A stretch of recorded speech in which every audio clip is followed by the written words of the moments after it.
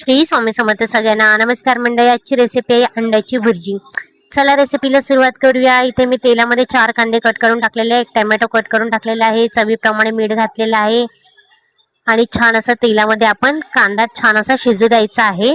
हिरवी मिरची घालायची आहे। मीठ टाकल्याने कांदा पटकन भाजला जातो आणि टमाटर पटकन असं गळून जातो। हळद घालायची आहे, छान असं मिक्स आउट करून घ्यायचं आहे।